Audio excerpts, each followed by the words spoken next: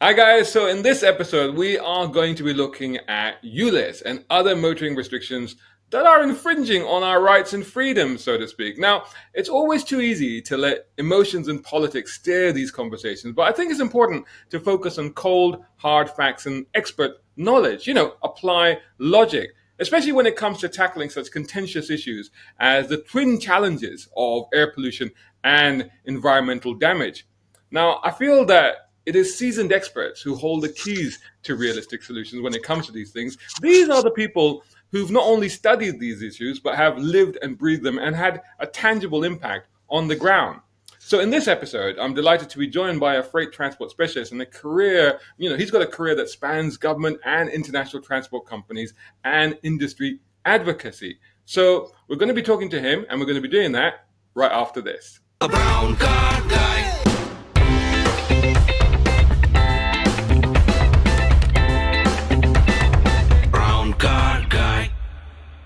So Duncan Buchanan has worked in the freight industry for government organizations and for the Road Haulage Association. For 20 years, he worked for international transport companies across modes, covering road, rail, sea, and air freight transport. Now, Duncan has extensive policy experience at senior level. He has developed and assessed policy positions within and outside government. In fact, he worked for the UK government in Europe and on behalf of the freight transport industry in the UK. This includes work on sustainable transport and environmental benefit assessments. He's given evidence to parliamentary committees and talked on a diverse range of topics, including sustainable transport, decarbonisation, the impacts of government policy on commercial transport, and indeed on road charging as well. So this should be a fascinating conversation. Welcome, Duncan. Thank you so much for joining me today. Well, thank you very much for having me, and thanks for that very kind introduction. How are we doing today? So we've had some interesting news, haven't we? But before we get into that, let's talk a little bit more about yourself and a little bit of, I introduced you as somebody that's been involved at the very highest levels of policymaking, but also at the hands-on ground level of actually dealing with road transport. Tell us a little bit about how that's probably shaped your thinking and your experience. Well, I think it always comes down to the practical. Coming from an operational background, coming from a background where it was always about delivering for the customer. And I think when you move into the policy world, the customer and the real performance, the getting whatever it is to where it ever needs to go to by a certain time, that starts getting lost a little bit. And if I was going to say one of my observations of if you like, policy making is that it can be a bit divorced from the day in, day out reality of how things go from place A to place B. And you can certainly see that with the ULEZ issues and with issues around air quality, where people are just disregarding what the white van man side of things. They're not looking at how they are going to be impacted by things, because you're looking at cars, you're looking at satisfying the political niceties, and you're forgetting that in the real world we still need stuff every single day.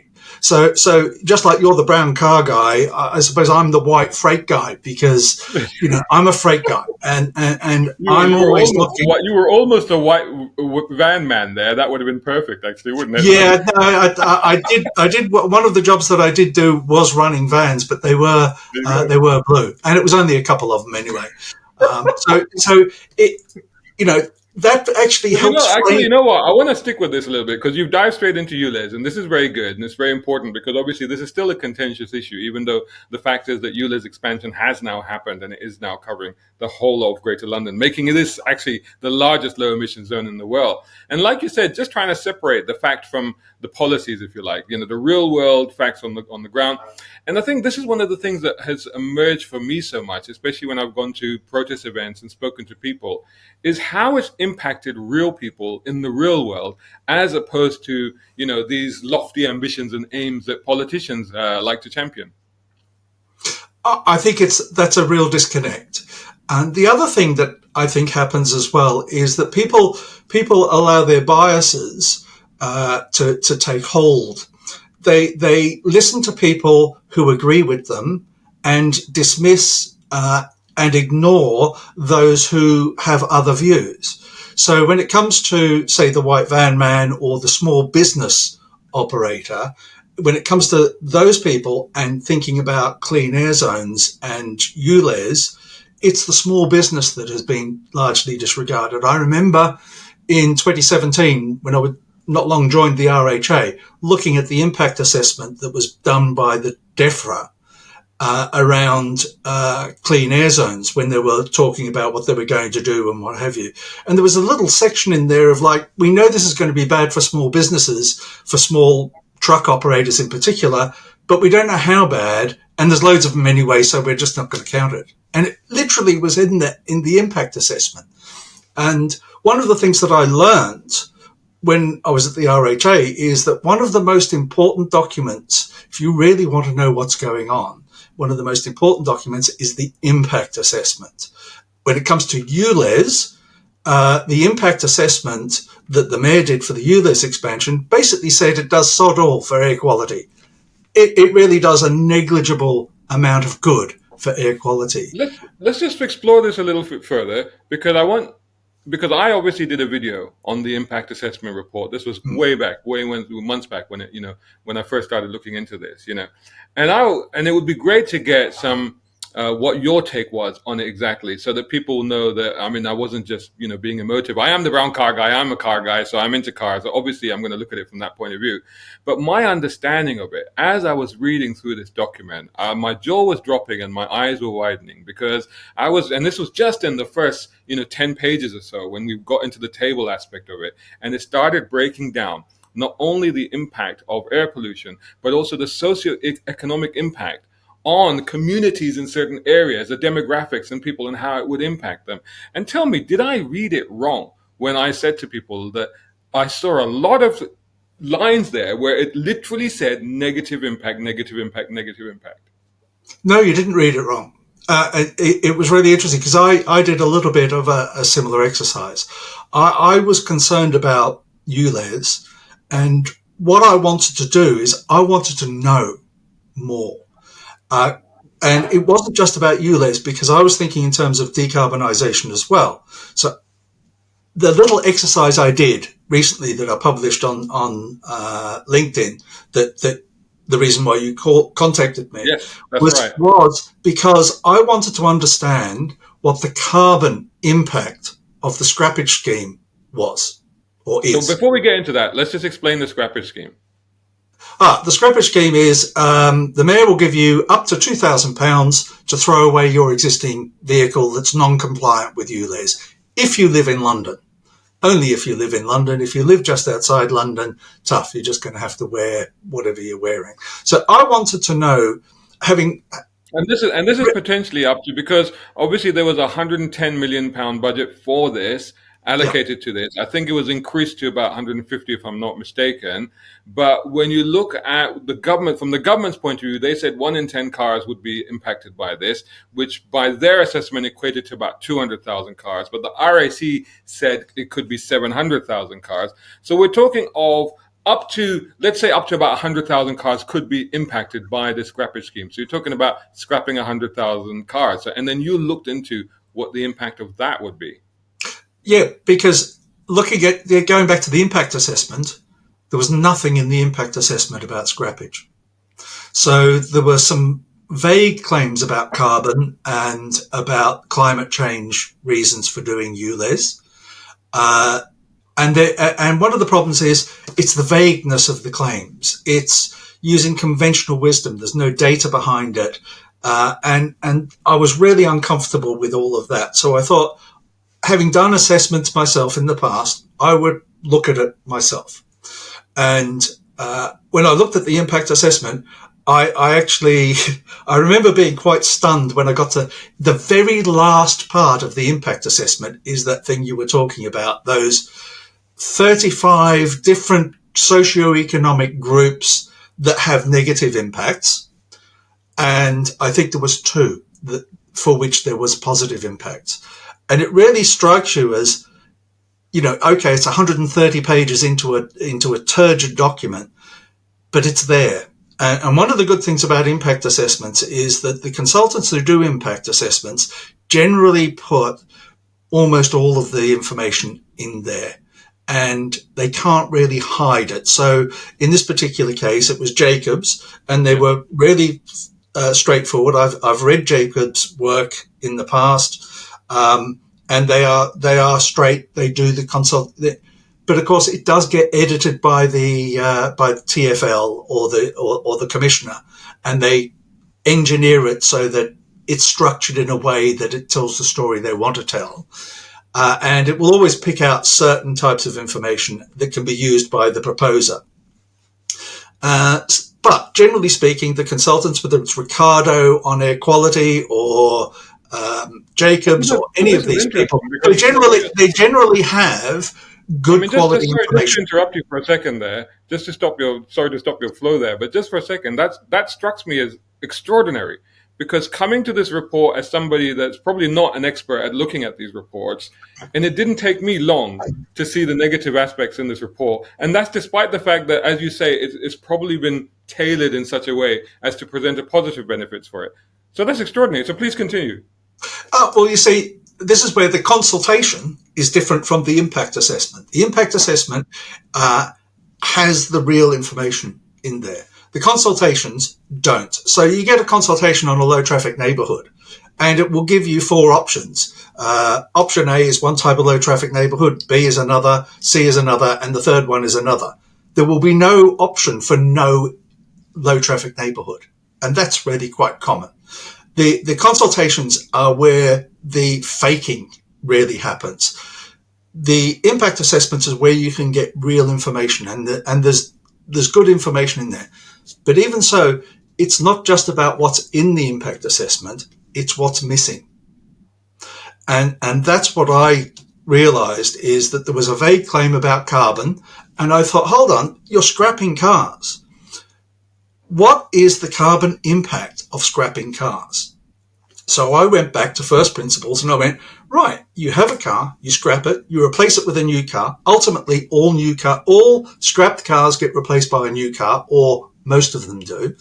Well, that's a good point, because somebody told me recently, somebody from the industry, that in the UK, we've always hovered at the total overall vehicle car park is about 38, 39 million, and pretty much stayed at that level. So you're absolutely right. So for every car that gets scrapped, or every vehicle that gets scrapped, inevitably, there will be a new one to replace it. Yeah, and that's a general principle. When I did my calculations in this particular instance, I made it 90%. 9 out of 10 of the cars scrapped will be replaced, because 1 in 10, someone's going to be using, they're scrapping an old car, but they don't need a second car because they will do other things with their transport. They will catch the bus, or they will pocket the £2,000. So you can't say it's going to be 100%. So I thought, well, I'll just relax at 10% there. Fair enough. And I did all sorts of calculations looking at the average fleet composition as it exists today. So 15% of cars are EVs, 47% are petrol or diesel, the rest are hybrids. You work out what the carbon impact of those new vehicles are, and then you factor in the fuel use, because there is a fuel use gain, a small fuel use gain, and then you can work out what the impact of scrapping cars are. And the number I used for the amount of cars to be scrapped is the mayor's number. About a week or 10 days ago, he said 15,000 approvals for scrappage have already been given, and another 14,000 had been applied for. And this probably would have been on the day that the ULEZ was coming in, or the day before, something like that. So a week, 10 days ago. So I thought, well, I'll use 29,000 as a number. You have a number that you can then say, this is a number that has a basis in reality. So you scrap 29,000 cars. What is the impact of that? And so I worked all through the numbers, took into account before you get into that, just to confirm to people that these cars, because there's been a lot of speculation inevitably this happens on YouTube, where people are like, oh, the cars get sent abroad or they end up in fields. But as far as I understand it, with this current scrappage scheme, you need to scrap the car and get a certificate before you can actually get your money. So therefore, these cars have actually been scrapped. Yes, they have. I believe that's the way it's done. I believe that Gordon Brown did something similar in 2008-9 in an effort to support the car industry, I believe, or to encourage diesel uptake at the time. And I think when they really analysed what had happened, they realised they just wasted all of the money. It's a waste of money. And I come from this. My bias in all of this is I believe scrappage is a waste of money. These cars are old cars. They're going to be disappearing in a year, 2, 3, 4 years, slightly longer for the diesels. You're getting rid of things where you've already used the carbon to make them. And the gain from ULEZ is negligible, nothing in terms of air quality. It really is just, it's almost like you could do a case study on how not to do a policy using ULEZ expansion. It really is that bad.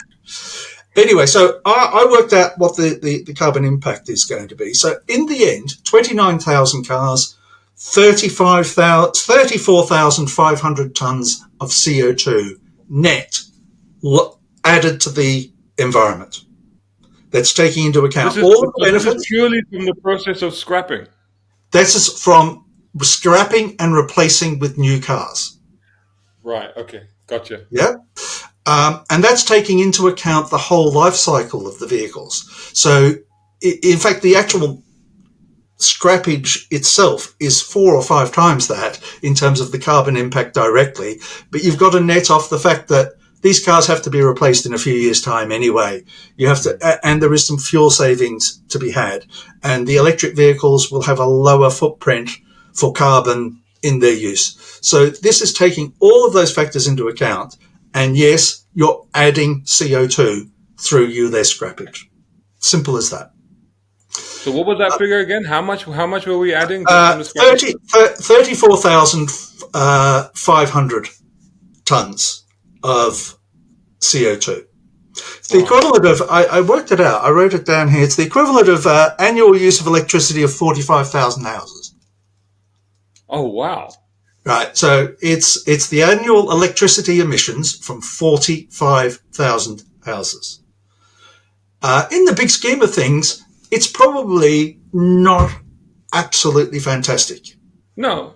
But it is. You know, I mean, to the end of the day, we're talking about UK carbon emissions is about what 330 million, I think, tons. Isn't it? So in the big scheme of things, but really, I was doing this because I wanted to know and understand, and start if you like, my lobbying or debate, if you like, on how we should not do stupid things because they sound good.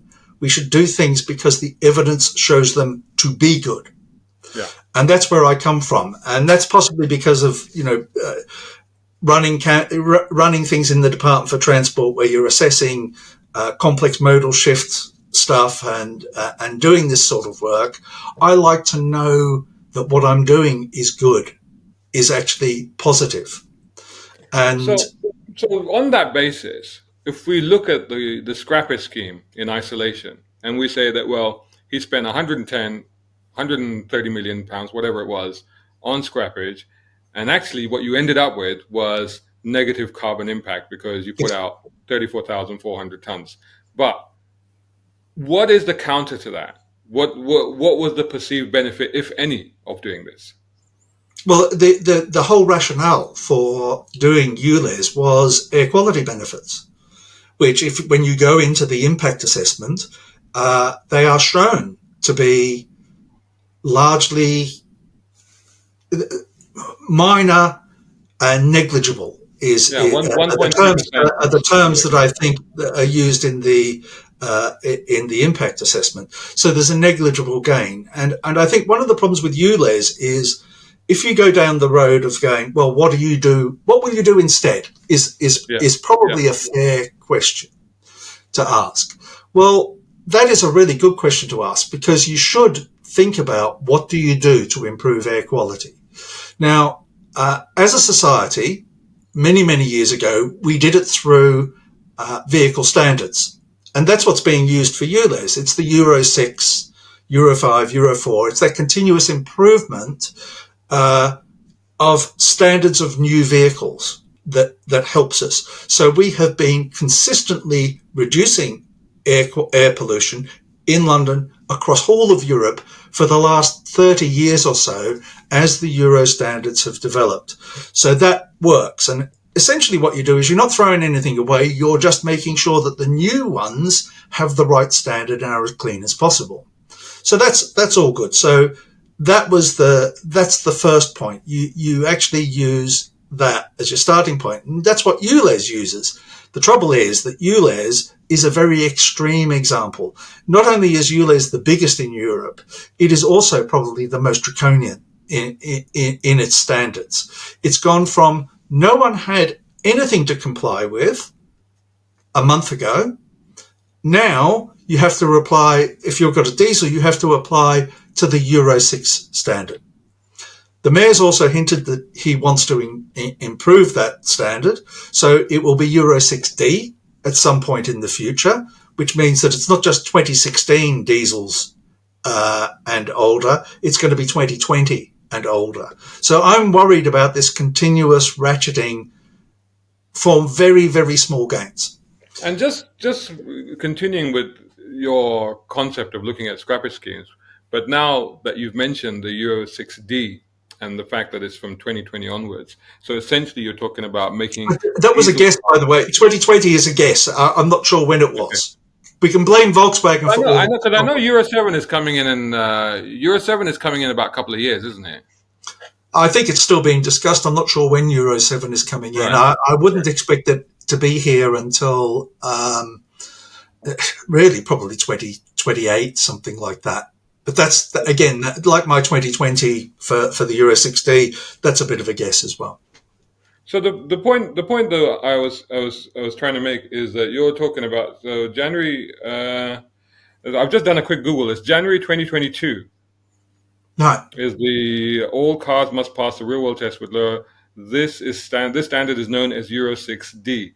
So what that tells us is that in 2022, Euro 6D was introduced. Now, if, for example, suddenly the goalposts are moved and he says, right, now it has to be Euro 6D, so you're talking about cars, 2022, that's just a year ago. A year and what, 9 months ago, right? So yes. Cars less than 2 years old, you're just saying all of a sudden that these perfectly good cars are now redundant.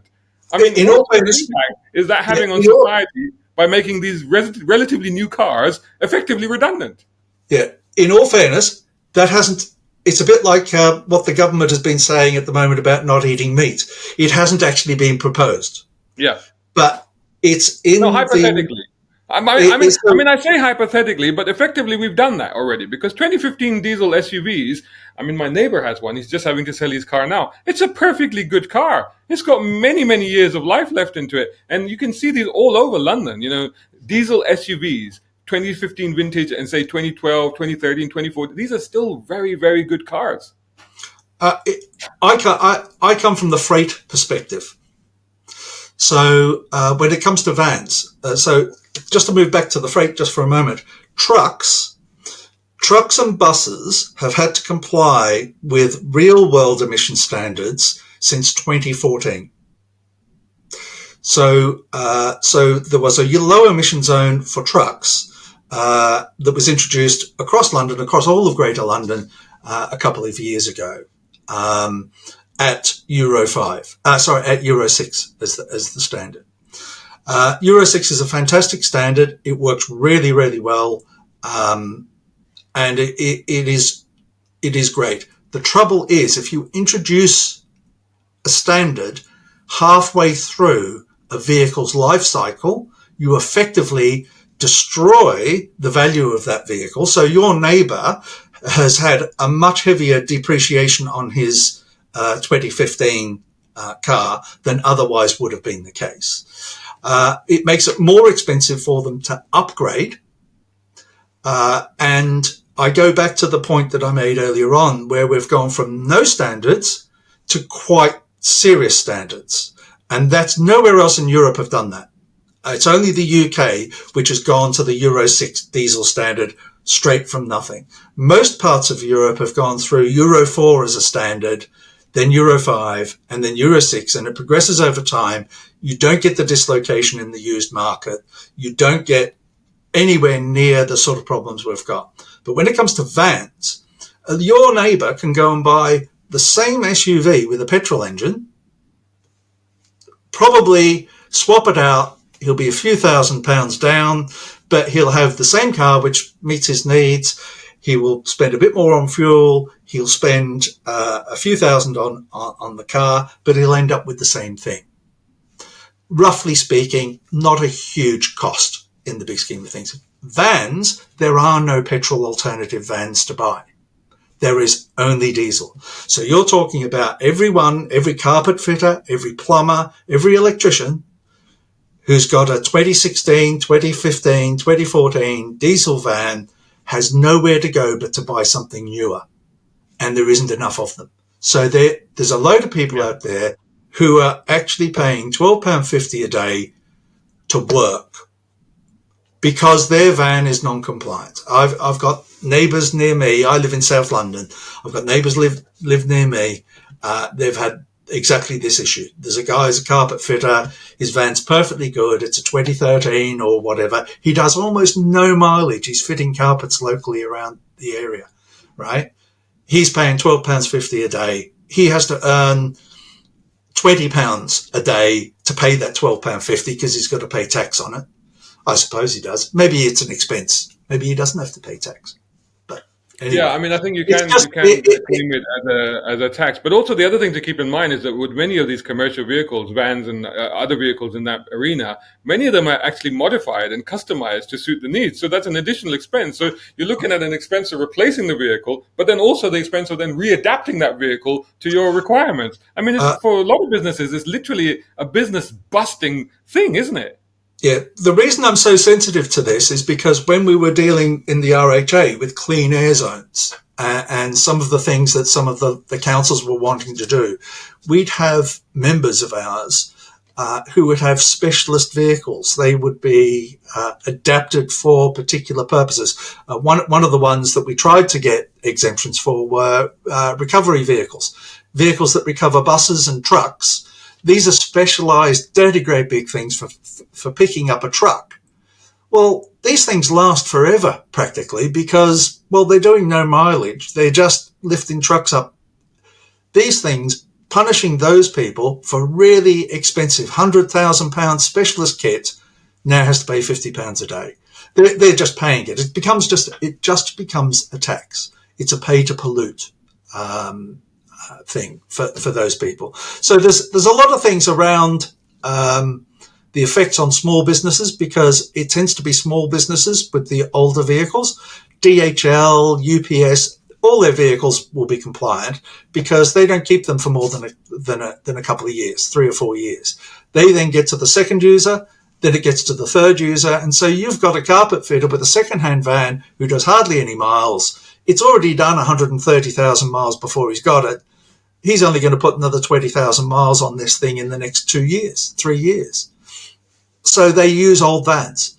So again, throwing away old stuff to buy new stuff just doesn't make a great deal of sense. We need to be. And let's stick with that for a moment, because one of the arguments that I've always said is, I've always said the old car is the best car for the environment. And like you say, we can get a lot of use out of vans, which actually ultimately aren't, like you say, not doing that much pollution because they're only being used for specific purposes. That's what they go out and they do a job, and that's why they're used. So how much damage are we potentially doing by cutting short the life of these perfectly usable vans and commercial vehicles? Well, again, part of what I was doing in this assessment to work things out, you need to look at what happens in the real world, and so that's why you net off gains from improved fuel efficiency and what have you. And really, I learned 3 things from this work. The first thing I learned was that scrappage adds a lot of CO2. The second thing I learned was keeping existing petrol vehicles for a period of time more is actually a low carbon solution. I worked it out, and on the basis of what I worked out, it's not a huge number. But comparing a petrol car to an EV, whole life cycle, you are much better keeping that petrol car for 1 year longer, for about 7,000 miles longer. Now I'm talking about that's instead of a 14-year lifespan, you're talking about a 15-year lifespan. This is end of life stuff. So in 15 years' time, you have an entire year's worth of cars that haven't been bought. If you see. So that was the second thing I learned, that keeping existing cars for a little bit longer saves carbon. I also learned, and this is interesting given where we are today with the 2030 thing, I also looked at, do electric vehicles make sense on a whole life cycle stage? And they do. They really, really do. Whole life cycle, a new EV will save over its life a bit over 50% of the carbon that a petrol car will emit. That's taking into account fuel use, that's taking into account grid CO2 and the manufacturing of the vehicle. So 2030 makes a lot of sense if you want to save. What's the life cycle that you're applying? I applied 111,000 miles and 14 years. 14 years, okay. Which is comparable to ICE cars. No, I didn't. What I didn't do was I didn't do anything different for EV compared to petrol. There's a load of people who make claims that EVs are going to last longer, and there's a load of people who make claims that EVs are going to be toast in 10 years. Well, this is it. I mean, I'm just thinking now, because I'm just thinking that people are going to watch this. That you are going to get comments saying that, well, yes, EVs are dead by less than 10 years because the batteries are useless and the cost of changing the batteries is prohibitive. So a lot of people, the perception at the moment, and I'm playing devil's advocate here, the perception at the moment is that EVs generally will have a shorter life cycle than ICE vehicles because the technology will just wear out, the batteries will just wear out. There is also an element of the fact that the technology in the EV world is changing so fast that people are upgrading more often. This is what I found. I mean, this may be anecdotal, but I found that whereas, with cars, the technology is generally maintained, for the life cycle of the car, which in the car world is 5 to 7 years. But with an EV, it seems like every year we're getting better batteries, we're getting better range, we're getting quicker charging times. So there's almost an incentive to keep upgrading constantly because you're getting the better vehicle. So generally there's a perception that they will last less, their life cycle will be shorter. And also there's a perception that they're going to be worth less because of that very fact. I considered all of those things when I was looking at what assumptions to make. I even delved into vehicle statistics to look at what happens to old electric vehicles. The problem is that if you're doing this sort of work, there are relatively few examples, and that the 10-year-old EVs are not the same as the EVs we have today. There was another factor that I didn't take into account in some of this work. As a car gets older, same happens to trucks, by the way. As cars and as vehicles get older, they do lower mileages on average. So you might have a car that's 15 years old, but it's not doing a high mileage, because if it was doing a high mileage, you would need a newer one because you want the reliability. So as cars get older, they tend to have lower mileages. So you have something like a Nissan Leaf that's 10 or 12 years old. It's lost half its battery range. So those battery ranges in the first place were really low. We're now talking about a Corsa. Let's use a Corsa E, over 200 miles battery range when it's new. Used in a city, in 10 years' time, if it's got 50% of its range, it will have over 100 miles usable range. And in a city, that is a worthwhile vehicle to have. It's doing lower mileages. So in the end, I thought to myself, I can't prove one way or the other which way this is going to flop. So I treated them both the same. And I contented myself with the fact that with the high battery ranges that we're getting in modern cars today, these vehicles are likely to last. One thing I did when I did the statistics, and this is an interesting one, and again, it's too new. I did notice that 2 and 3 year old electric vehicles were being taken out of the market quicker than petrol and diesel cars. Yeah. And I believe that may well be to do with the fact that we've got a lot of these cars coming onto the market. They get damaged in accidents and they're not being repaired necessarily quickly enough. Now, I suspect that is a transitional issue. As we get better with electric vehicles, we will actually repair them better. So again, I observed something and I thought, I'm just going to ignore that because it might or might not be a thing in 10 years' time. So let's just stick with the 14 years, 111,000 miles. These are the UK averages, by the way. Yeah. 111,000 miles average lifespan, 14 years average lifespan. Just treat them both the same. Keep them, don't try and mess too much with stuff. No, you won't get any argument from me about electric cars because, as you know, I review a lot of cars and I've reviewed a lot of electric cars and they're just getting better and better. And I think they're actually very good solutions for a lot of people. But so I think what you're saying makes a lot of sense. But you're from the road haulage industry. And in that, and I've spoken to a lot of people and they say that for a lot of those applications, the electric vehicle technology just is not up to it at the moment. I've actually been on, having done this work and finding out those 3 things, that 2030 made sense for cars. I'm assuming that you're going to be able to charge your cars pretty seamlessly. The idea that you need a membership to use a charger and all of that sort of thing, the market's not going to put up with that forever. So let's assume that you are going to be able to use cars that are electric, battery electric, and they're going to be practical. They spend most of their time parked. A van or a truck spends most of its time working. And there's a driver being paid sitting in that vehicle all the time it's working. Now, if that van or truck is sitting there on charge and there's a guy twiddling his thumbs, it's a waste. You're wasting time. Now, I know that the truck manufacturers are looking at really super big batteries. They're looking at trying to get charging, megawatt charging.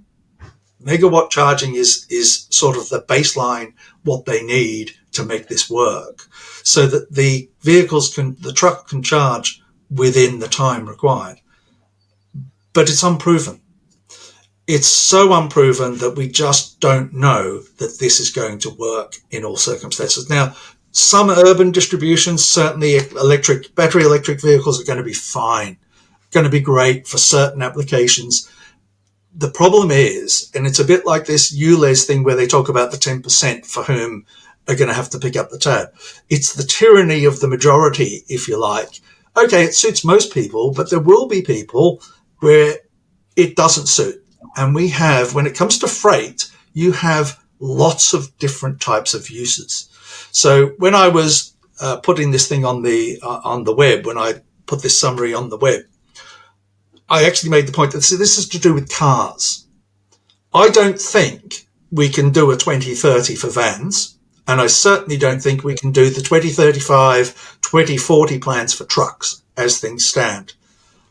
I could be wrong. We could actually find ourselves in a much better position. Before we tackle that, let's tackle. Yep. Go on. Just conclude that. I was just going to say that, just think about the situation in Scotland. Lots of hills, not many places to charge. Wales will be the same. Yorkshire, North Yorkshire will be the same. You're doing long distances, hilly environments in the middle of winter, and these things will burn through the battery really quickly. And then you're saying you need megawatt charging to keep these things alive. It doesn't work. Is hydrogen a possible solution for the freight industry? Hydrogen is incredibly wasteful of energy.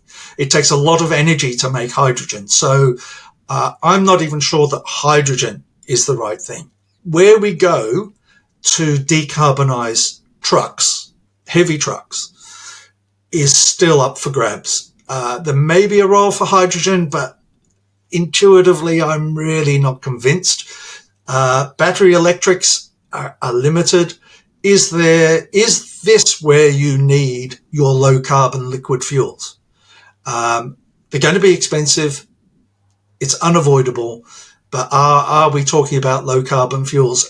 And again, if we only have, there's something called HVO, which is a hydrogenated vegetable oil. I've probably got the term wrong, but HVO is seen as a low carbon liquid fuel, a drop-in fuel for diesels. Now some companies mandate that the trucking companies have to use HVO. It's a lot more expensive, 30 pence a litre or so more expensive, maybe more now. I'm probably a bit out of date. But some companies are saying, no, we want you to use it. You're working for me. Big international corporation wants to be seen to be green. I want zero carbon. I want to be able to say my distribution is zero carbon. They save 90% of the fossil fuels because it's grown and it's waste products and it's so on. But there's not enough of it to go round.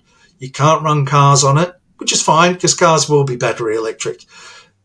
Most trucks, a lot of trucks, maybe battery electric will work, but there will be uses where it won't, and internal combustion engines are going to be needed. So one of the things that I was always concerned about with government policy in this area was they talk about zero tailpipe. And that means hydrogen or battery electric. And I don't think that's enough. I think we need other options for the heavy freight market, which are around low carbon liquid fuels, because we need them to be deployable. Now, it may end up being hydrogen has a role, but whether it does or not is still open to debate. Let's open this up a little bit now to net zero and where we're going. And obviously, we've just had a change in policy in the UK, which literally just happened yesterday evening, and it's quite extraordinary. Now, I've seen from what you said is that I believe that you are in favor of keeping the 2030 deadline. I was actually, to be honest, I'm actually quite pleased that it's changed because simply of the fact that I've always said that it would change. So it's just my prediction has come through because I've been saying for years that we're never going to hit the 2030. Of course, it could again still happen because obviously Keir Starmer is saying that he's going to bring it back as soon as he gets into power. So it might still happen anyway. But the point being, from my point of view, was that I think that, and this is just a purely motoring journalist point of view, is that if a vehicle or a technology is so good that people should move to it, then they should just do that anyway by encouragement rather than by legislation. So that was always my point of view on this. Is like you should encourage people to move to EVs because they're better for them, not because you're punishing them. So I think, or you're literally banning the alternatives. But having said that, we may or may not have a new deadline, but looking at the fact that Rishi Sunak is still saying that we're going to hit that 2050 net zero, what are the changes do you see in real world transport? So this is not road haulage, but real world transport for like ordinary people going forward that could help us to achieve that. I mean, if people like me stubbornly say, oh no, we need to continue having, petrol V8s and stuff like that, are we ever going to get there? Or do we have to literally give in and give up our vehicles entirely? I think this is where we get into a lot of speculation and a lot of if, buts and maybes. My perspective is that cars have got fatter and fatter and fatter and heavier and bigger and don't fit into parking spots. And we've allowed ourselves to be very wasteful in terms of vehicle sizes. So if I was starting from what can we do, I would say you need to stop. If you're in a hole, stop digging. And one of the holes is getting bigger and bigger and bigger. So but Duncan, the irony how we incentivize people. But Duncan, the irony is that smaller cars are actually disappearing, and they're disappearing for two reasons. A, because the lack of the profit margins in producing them, yes, producing the ICE cars for the manufacturers. But in terms of EVs, they're not necessarily working because of the battery pack sizes that are required. So you take something like the Honda E, which is a beautiful little car, a wonderful little offering from Honda, but it's a complete sales disaster because it just didn't offer the range that people expected it to offer. When people are spending £30,000 on a car, they want it to do everything they want it to do.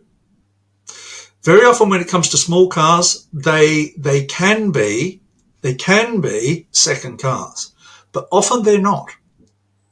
Young single people like my daughter, for example, she's got a Corsa, and that Corsa is quite fuel efficient. It does everything she needs it to do. It's got 5 seats, the dog fits in it, her friends fit in it. It does everything she wants. She could have a friend of hers had a smart car who ended up not driving them half the time because most of the people couldn't get in it. So people try and buy one car that does everything they need. Small cars have a market, but that market is always competing against the second-hand Corsa. So you have something which is smaller than a Corsa. You can either buy a second-hand Corsa or you can buy a new Volkswagen Up or something like that. I would always go for the second-hand Corsa because I think it's a more flexible car. But that's my choice. I think there's a lot of things around what we buy. A lot of people go to the public transport issue as a solution for climate change and what have you. And that I live in London. I don't own a car. My wife we have a family car. It's my wife's. I realized the other day that I have only ever owned one car in my entire life. I've had company cars. I had my parents' car when I was a student, or I've driven my wife's car, and that's it. I've had one car. It was a Chrysler Valiant in Australia a million years ago. VG Valiant, if anyone wants to look one up. It was the uncoolest car imaginable for a young guy in his early 20s to have. But it was $500. So, it had to do everything I needed it to do, which was carry me and my mates around. So I think public transport has a role, but it only has a role where public transport fulfills the transport needs of the people using it. It's no good pretending that Superloop that the mayor has introduced is doing anything other than being a publicity stunt. Yeah. It's just useless. I live in South London. The X68 is now the Superloop 6, or maybe it's Superloop 68. It's just down the road. I used to work at Waterloo for a bit, and it was the first stop. Once the express bus got there, I couldn't use it because it was unreliable. It gets caught in traffic. It's fine, but it's not a Superloop. It's not a train. It's not an underground. And so it didn't fulfill my needs. So it's about public transport fulfilling people's needs. And if you live in Slough and you work somewhere around Heathrow Airport, the chances of you being able to get to work by public transport are probably negligible. And this is the thing, is ultimately what we're talking about here is introducing all these policies, such as ULEZ, such as, LTNs and all these other restrictions, telling people these simple solutions. Oh, you can use the Superloop, you can use the bus, you can use public transport, which, like, as you mentioned earlier, if you're in Wales or in Scotland, this for a lot of people is not even an option. I've already had people messaging me saying that the 20 miles per hour limit in Wales has added over an hour and a half to their commute time. Is absolutely crazy for some people. Now, the point being with all of these things is that we're juggling with this balance, aren't we? Because at the end of the day, I think we all agree that we want to, save the environment. We want to have a better air to breathe, for us to breathe and for our families to breathe. But at the same time, we don't want to restrict completely human activity. We're ultimately humans, right? We're here to live, to breathe, to adventure, to work, to socialize, to do stuff. That's what we're about. So we can't just be told that you have to abandon everything and live at home and just spend your entire life looking at a screen. Those points are really, that's really important. And I think that's where I'm coming from. It's perhaps because of the freight, my knowledge of freight, understanding that mobility, be it freight mobility or personal mobility, is essential, right? So forget about suppressing people's mobility really angers them. Telling people how to be mobile really angers them. And when it comes to freight, suppressing mobility has a cost on business and people. I worked for the RHA during the COVID pandemic, and we were working with government on solutions, and there's a whole range of things that we were concerned about. You may have remembered the famous toilet paper shortage, which wasn't a shortage at all. It was just panic buying. But one of the things that we had to do in the trucking industry is make sure that we could keep everything moving, which it did. Yeah. Now, we had all sorts of problems that came up. One of them was truck drivers were being banned from using toilets at places where they were going to and from. And in all credit to the government and ministers and health and safety executive and a load of other people at the time, we managed to get that overturned. And I'm still boycotting some products because those companies stopped drivers from using toilets Wow. in their facilities at the distribution centres. And it stopped after about 3 or 4 weeks because people realised that, what do you expect a truck driver to do? Yeah. Some of the drivers had some very creative thoughts about what they should do in these circumstances. And as a professional trade body representative, I could not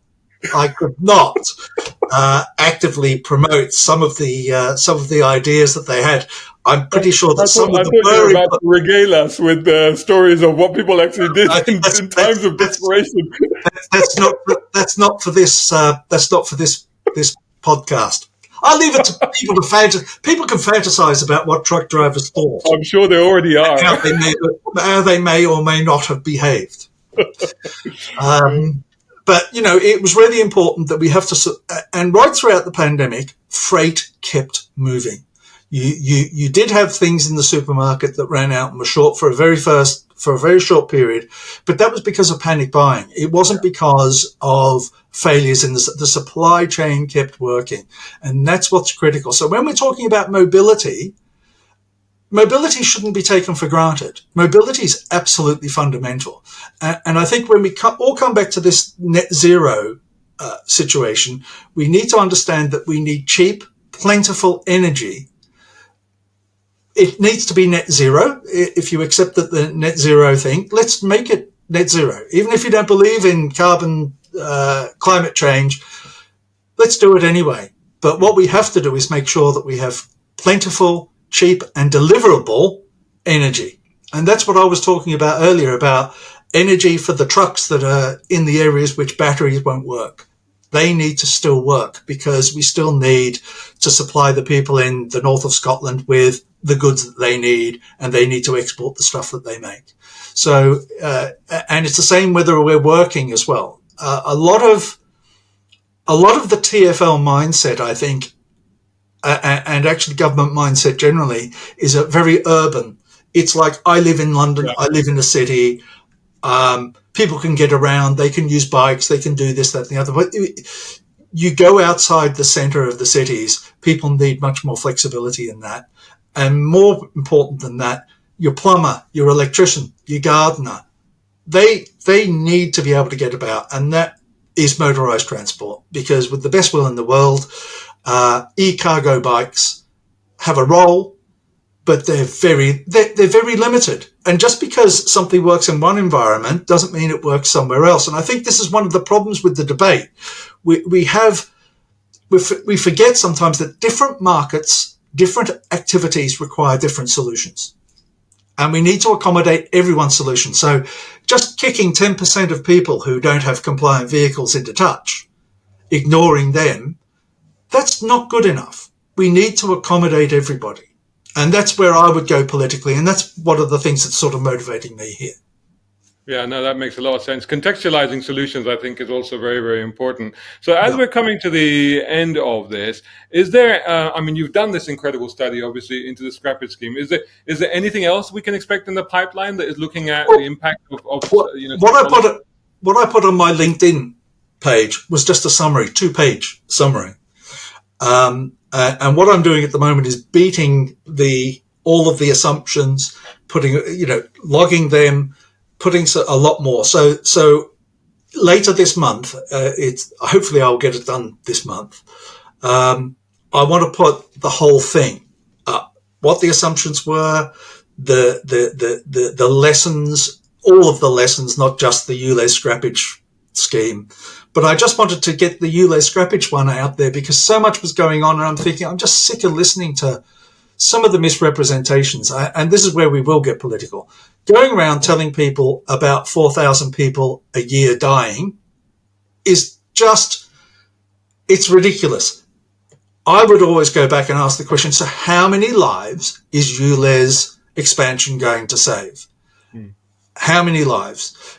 If you can actually back calculate something from the assessment, it effectively comes down to 2 lives, I believe. 2 lives. 2 lives is what the mid case is. The low case is nothing. The mid case is 2, and that's actually taking all of the minutes that people's lives and aggregating it up. So that's 2 out of 8.3 million people. That's 2. So you're saying 2 lives. Two lives. Is that over a defined period? That's what in a year. In a year. I believe if you actually calculate, we're talking about the ULEZ expansion. Realistically, based on all of the data that you have and the information that and the research that you've done, 2 lives per year. If you calculate the Jacobs report says life years lost. Yeah. And it gives a number for life years lost. Yeah. The average person lives 83 or 85 years. Yeah. Yeah. So you've got life. So you take 85 and then you work that out, how many millions of people there are in, and then that's how you get to a number, which is the real impact that ULEZ theoretically has. I would contend we would be much better off spending our effort and time improving congestion at pollution hotspots. Instead of focusing on the whole of London, you need to focus on the roads where there are real problems. Brixton is a perfect example. Putney High Street. To be honest, which is what actually Sadiq Khan originally said he would do. Because if you look at what he actually said after the re-election, that was actually the policy. The policy was not to expand it. The policy was to look at hotspots. It's crazy. You may, and this is for other people. I will leave it for other people to work out and assess why he may have changed his stated position, which was originally, no, we're not going to do a ULEZ for the whole of London because it's shown to be not very effective, which was his first statement. And what we're going to do is we're going to fix the hotspots. Yeah. It appears we've done the opposite. We've made the hotspots worse. Yeah. What I really worry about now is that having, because it's blown my mind a little bit that you've just worked out that it's 2 lives saved. And maybe 2.7. Maybe 2.7. Let's say 2 or 3 people. I mean, let's also reiterate the fact that every single life is precious, and that any single loss of life is absolutely tragic and should be avoided at all costs. But at the same time, I've already anecdotally heard, and I cannot prove it, but 1 or 2 people have suggested to me that there's already been 1 or 2 suicides because of the impact of ULEZ, and whether this is because people have lost their businesses or they haven't been able to visit their family. I remember interviewing an old lady at a protest at Marble Arch, and I said to her, "What are you going to do?" And she said, "I'm going to jump off the roof." And I did urge her not to do that. But when you start to think of it in those terms, and you really think, "Oh wow, I mean, have we done more harm than good?" If I could just say, one of the really important things when we do impact assessments and when we do consultations and when we do this sort of work, we have to look at all of the impacts. One of the things that worries me about a lot of the low emissions, low traffic neighborhood stuff is that people there's so much selectivity. You have campaigning academics, you have campaigning lobby groups, you have a load of people who are selecting what data they want to use to support the ideas. And just like the 10% were dismissed as unimportant by TfL and the mayor, this is what's happening systematically a lot of the time. And this sort of identity bias that you get, in other words, I can see all of these people over here are gaining. This is my lot. Anyone else? No, tough. I don't believe that van men can go can go get stuffed, because the people in my gentrified neighborhood are all doing really well, thanks. Yeah. And this is what I have a problem with. I have a problem with selectively not taking into account impacts on everybody.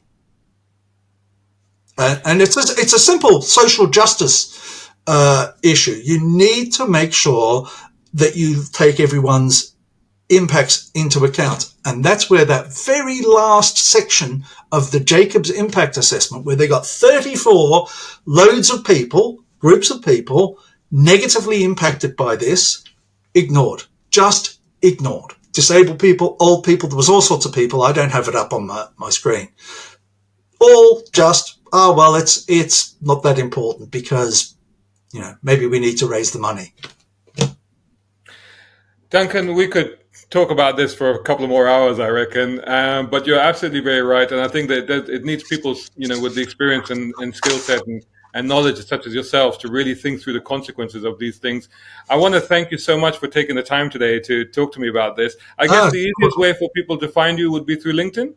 Yeah, I'm on LinkedIn, Duncan Buchanan on LinkedIn. I don't post a great deal of stuff. I posted that particular paper a couple of weeks ago, maybe 10 days ago, because I'd been working on it before ULEZ was interrupted. I should have got it out ages ago, but it wasn't going to make any difference. The mayor was committed to actually doing it because he'd marched so far up and down the hill.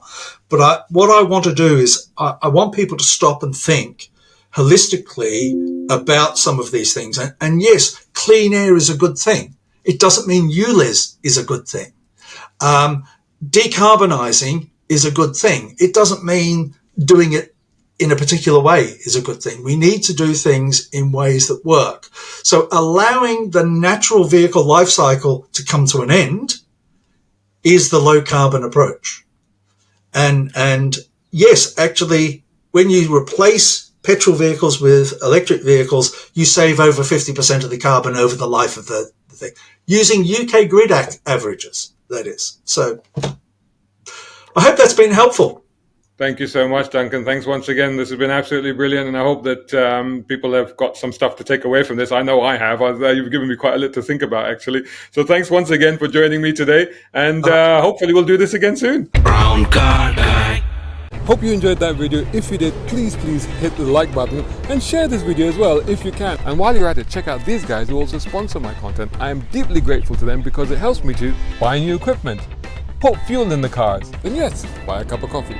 You can do the same. Just go here or right here on YouTube. Just hit these three little dots down here and click on thanks. Make sure you're signed in first. My content is free, but this is how you can help me keep it that way. I may even send you a gift. Oh, by the way, watch this next.